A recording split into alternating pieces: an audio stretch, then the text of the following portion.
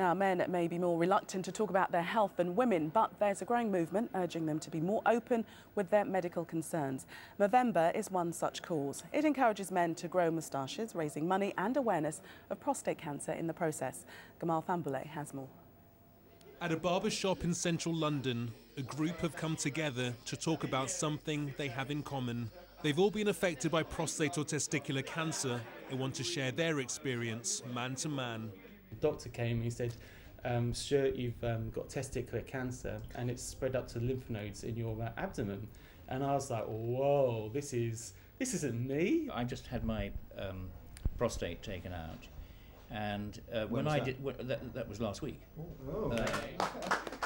My dad, he was 76 and he died of prostate cancer. When I look at all what are the classic symptoms of it, he had them all, but he still hadn't gone to the GP. Amazingly, when he did go, even the GP didn't recognise the signs, which just showed how, this was 11 years ago, how much things have come on, which is great in just getting the information out there.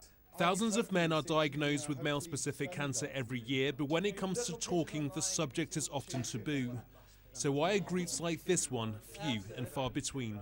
As guys, you kind of man up. Yeah. And you get on with it. And if it's something not really bothering you, then you just ignore it. Now, this thing wasn't really bothering me, but it was, however, irritation. Yeah. Every day you feel it, you go, ooh, when is this thing going away? And it just never went away. And it wasn't until I asked my mate, what should I do, that he suggested, well, go to the GP. And guys in general just are ignorant about it. More than 160,000 men are diagnosed with cancer each year, the most common form being prostate, and around 2,000 men are diagnosed with testicular cancer every year.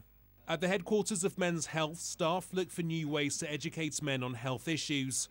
For its deputy editor, most men treat their bodies differently to women.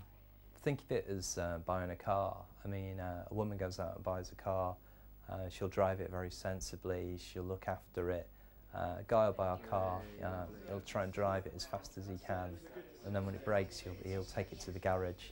We have to get more into a kind of woman's mindset of thinking of health as maintenance rather than a matter of pure repair, I think. We're men, right, one mow at a time, but we're chatting about it now. Groups like this one provide an environment where men can share their experience with diseases that will affect most men at some point in their lives. Gamal Fambule, Sky News.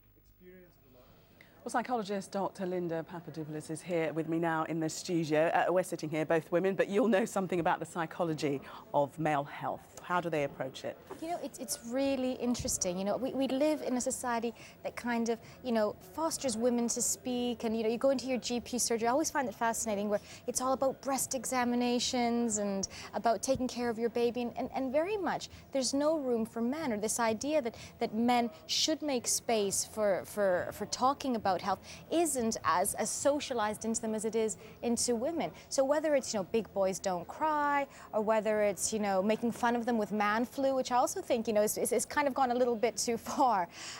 There's a sense that, oh, come on, just get on with it, you're a big boy. Whereas for women, there's a lot more space made. So it's kind of, this very sort of gender-specific roles. So obviously, we know that men will present it to GPs less. We know that they'll wait longer.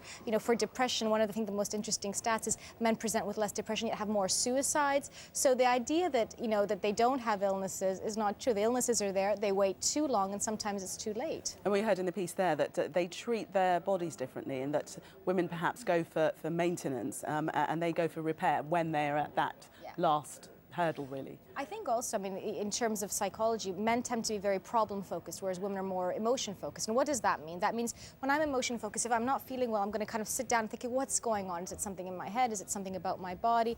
And again, there's all these big prevention campaigns tend to be quite female-skewed.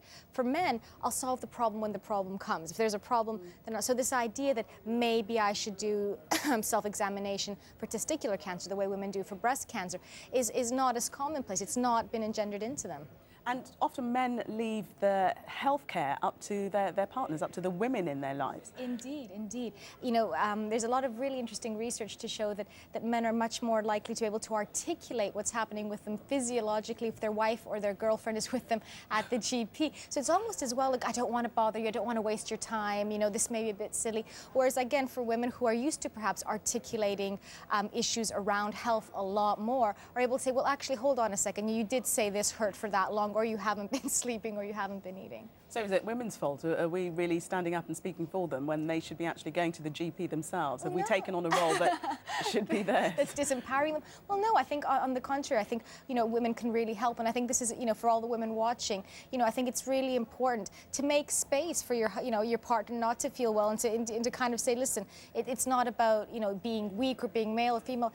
We're all humans, we all get sick, and let's talk about it. And if you need me to support you, if it would be easier if I'm there, then absolutely I will be. And perhaps something we can start with our young boys, in that it's not about manning up, as we heard in that VT. Really, truly just treating, boys and, around just basic self-care. I think self-care is at the core of everything, of physical health, of mental health. And what does self-care mean? It means first kind of recognizing I'm not well, and secondly, being able to seek help. So it's not seeking help as a sign of weakness, but rather as a sign of strength.